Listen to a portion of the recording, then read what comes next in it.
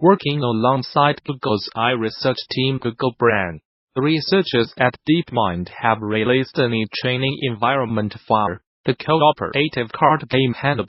Video games and board games have proven to be excellent tools for the researchers to teach and observe agents, thanks to the subtly complex tasks that make up a round of play. In the case of Hanab, the card game offers its players imperfect information and requires them to use those limited resources to work together towards a collective victory, making it a promising environment for research. Hanab itself, as outlined in a paper on the learning environment, is a sort of cooperative solitaire. Each player is dealt a hand of cards, but while players can see the hands of those around them, they are unable to see the cards they themselves draw. Instead, everyone works within the rules of the game to share information on those hidden hands, and collaboratively play cards to win the game. The researchers say the combination of cooperation, imperfect information, and limited communication found within the game provides agents with an excellent opportunity to grasp what they call theory of mind, the ability to recognize mental states, including thoughts and intentions, in themselves and others. Other games like StarCraft II and some Atari 2600 titles have been the subject of DeepMind research in the recent past, including a recent bout between a DeepMind agent and professional StarCraft II players.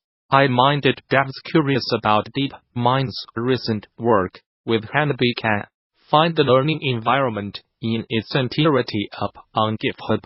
The results are out for Apple's first fiscal quarter of this year, and it looks like a steep drop in iPhone sales caused the company to miss its earnings targets, though its stock value still rose in after-hours trading.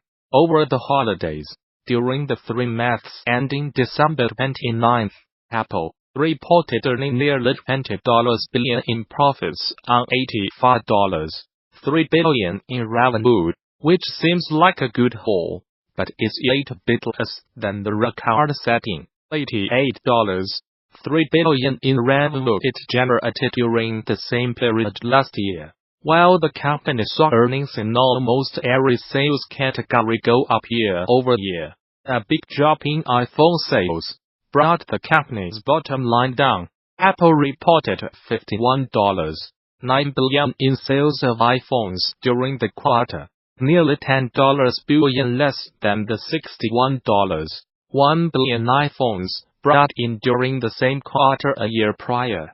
While it was disappointing to miss our revenue guidance, we manage Apple for the long term, Apple CEO stated in prepared remarks accompanying the release, noting that Apple's active installed base of devices also hit 1.4 billion during this quarter.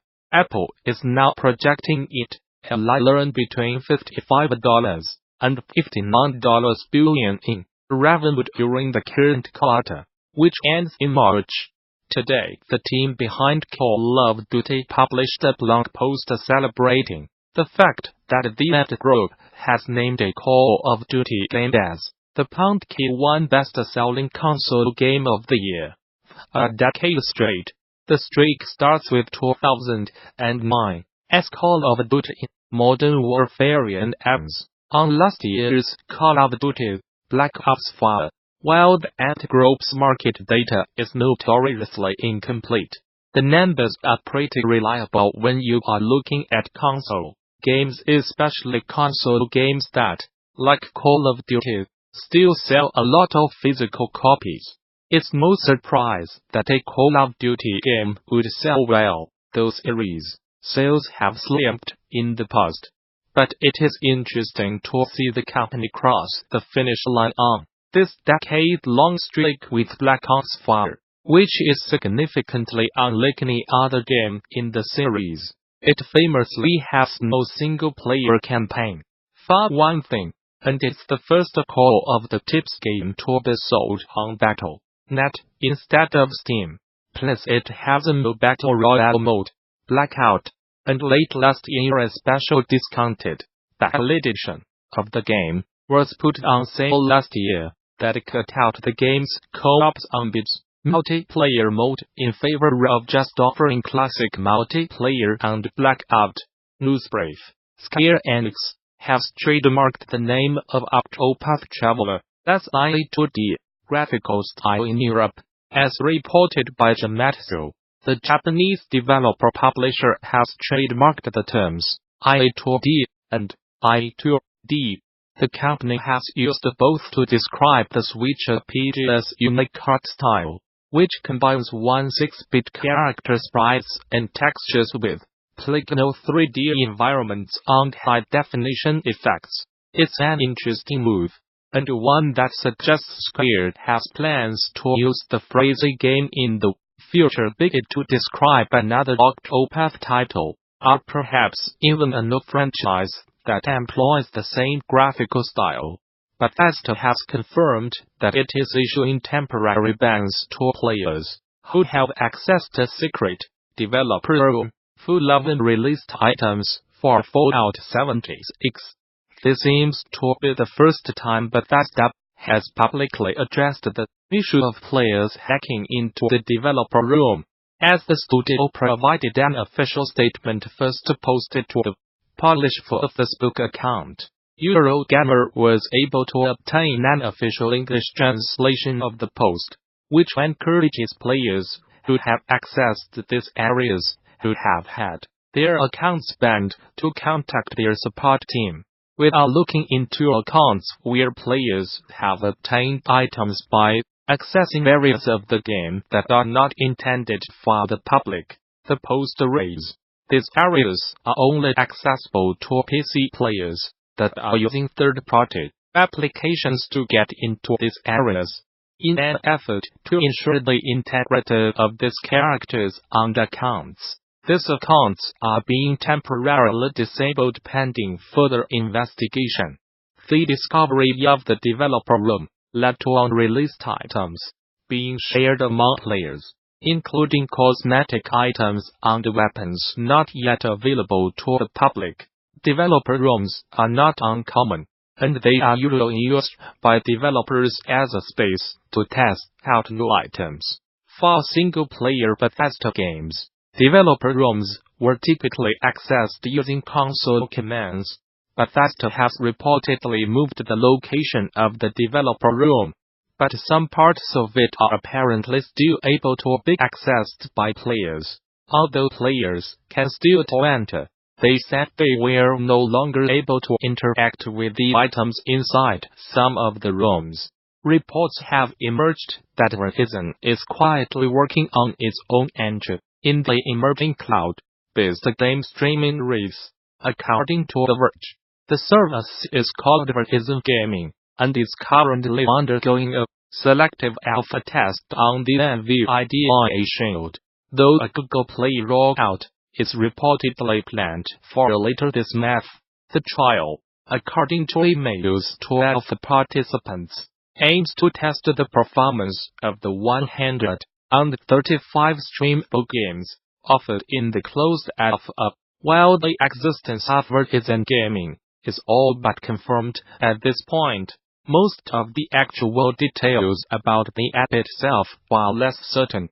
For instance, there is a chance, based on a logo in a screenshot obtained by The Verge, that the service is built on the game streaming app Atomic, which itself officially launched just last year, after a 2-year-long beta period.